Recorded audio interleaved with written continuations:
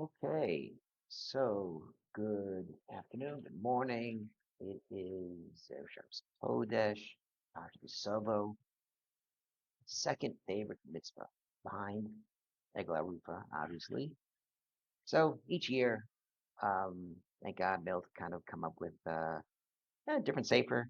You get a new, different perspective on different mitzvos. Again, it's not just a book from the past. Every every mitzvah talks to us today. Every mitzvah is applicable today. It's one of the Steve Shalom's keep saying it, and I keep saying it. Everything's applicable today, which is great because I would hate to think that some of these mitzvahs we really can't do. And Bikurim is, if you think about it, we really have the mitzvah nowadays. We have to think about it how that works, what the purpose of what's the importance of it.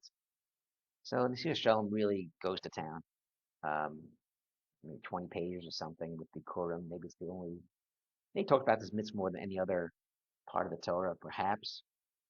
But Chazal, it was the reward is Eretz Yisrael, or the Kurim is so this is Ol Habriya. The tachlis of creation was to keep the Kurim, and you've got to think about yikes.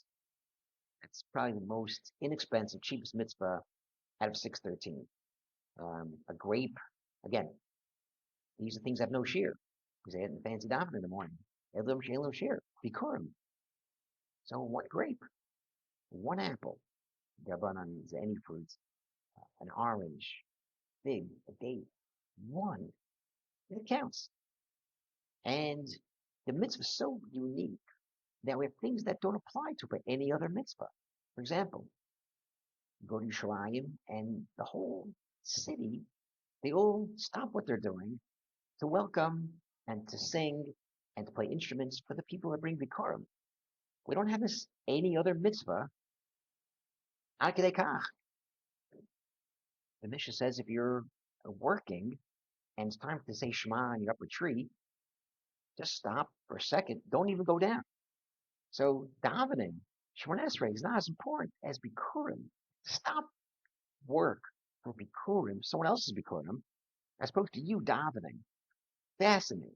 Just mind-boggling how important this is. Even more, we read a parsha of Lavan, try to stop Yaakov, Hashem took us out of Mitzrayim, brought us to Eretz Yisrael. We don't see this Indian of Kriya of reading any other mitzvah. Shofar, your bracha, you're good to go. Um, lighting menorah, make bracha, you're good to go. Bikurim, not even a bracha. There's a whole parsha. You say it out loud, in front of the Kohen. There's also hishtachavisa. You put yourself on the floor. Again, no other mitzvah. Tefillin. Tefillin's so important. You should bow on the floor. Nope. Tzedakah is so important. No. And Kurim, we read something, all the city stops what they're doing to welcome you. You bow down. Chazal say creation is a result of this. What's so important about Bikurim, about a couple of fruits? And Imar Shemesh kind of really says a beautiful idea. Parenthetically, um, we need to say Tehillim for our friend Daniel Arnson's father, Clemens Kalman, Ben Vega, who is back in the hospital, who's named after Marva Shemesh, Clemens Kalman. This past year, a few times Marva Shemesh came up, and hopefully in this chus that we're learning Torah, reading Torah, appreciating the Torah from the Marva Shemesh, Clemens Kalman, Epstein, Halevi. Again, before Shalem, hear some good news out of our friend Cal Hartstein from New York. So Marva Shemesh says something so incredible. First, he sets up what the mitzvah is. A person goes yored, goes down to his field, and you see the first blossoming fruit, puts a string around it. Okay, what's the purpose of this? Torah Shemesh says, when you spent the whole year and you're putting all your koach, all your whole essence into these fruits, into your grain, into your field, the first thing you want to do is, oh my gosh, I can't wait to taste that first apple. Oh my God, when that is ripe, right at the same time, I'm just going to leave the house. open the door, jump into, and just head into that apple. That's the person's Tavo. You put so much into something. The first thing is you want to use, you want to enjoy it, enjoy the fruits of your labor, literally. No, you go into your field and go out of your way to find the first one that's going to be coming up. Not the next one, not the most juicy one, first one. And when you declare that first one, I'm going to take that to Eretz Yisrael, the Cohen's going to eat it. I put it by the Mizbeach, and this is a huge idea because you're taking what's important to you and giving that to Hashem. You're not giving $1 to tzedakah, which most people, not that much money. I'm not giving a ride to someone. I'm going to the mall. I'm helping someone. Yeah, that's chesed. But to the thing that's most important to you, you take that. And before you enjoy it, put it to Hashem. That is chaviv, the most important thing, which is why it's a huge deal. Because the purpose of creation is Hashem should live in this world. Hashem has malachim. Hashem has shemayim. There's thousands of malachim doing stuff in the heavens, singing and praising Hashem. That's fantastic.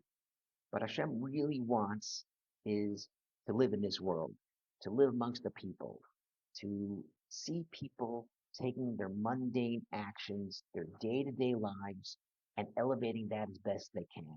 And the best way to do it is taking something that's most important, and the first thing, you put that to Hashem. Not the best thing. I don't take 800 apples and find the best one. The first one.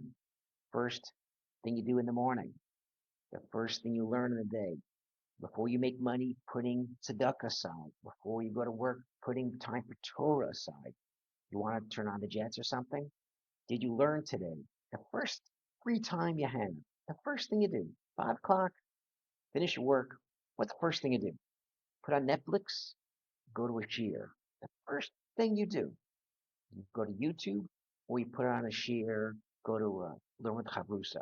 The first thing you do, and that's the most important thing. The Seer Shalom brings a beautiful mashal, which I think hits home pretty solid. A little child gives over a toy to a parent or a friend to show love.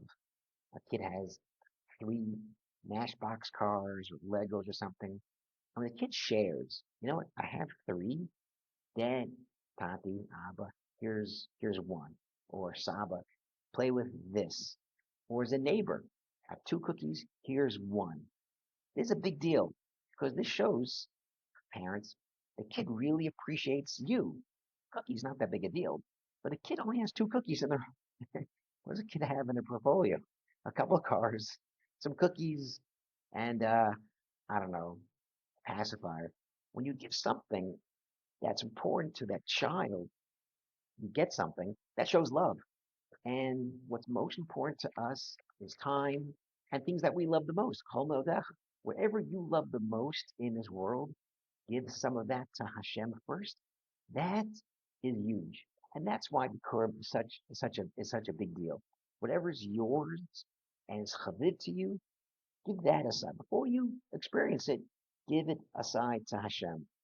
And he brings another beautiful pickup, which I never even knew or heard about. This Kain and Hevel. Okay. Hashem listens to Hevel, does listen to Kain, even though Kain was the first one to have this idea of a korban. Well, why is that? So we all know, well, Hevel brought from his animals, strong animals, worth something. And Kain just brought some fruits and maybe some grapefruits or something, or asparagus or something.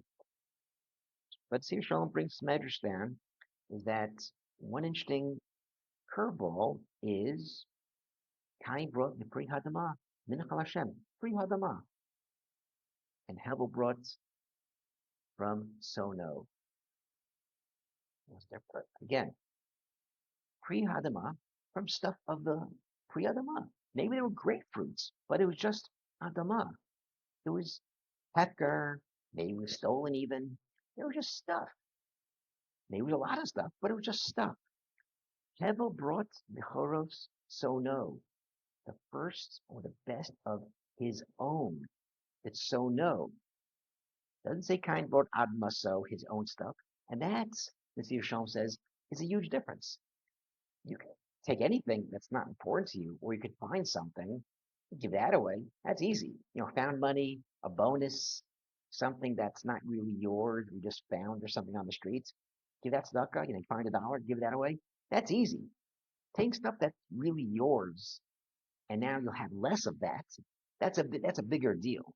And Ryan, maybe he bought $1,000 worth of grapefruits or $1,000 worth of something, but it wasn't his. He still had his own. There was no diminishing of his own inventory.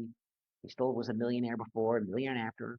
It was Hevel who brought of his own. Hevel's like, I'm not just bringing free stuff. I'm not bringing anything. I'm bringing something what I own. And this, the Sir Shalom says, is a big deal.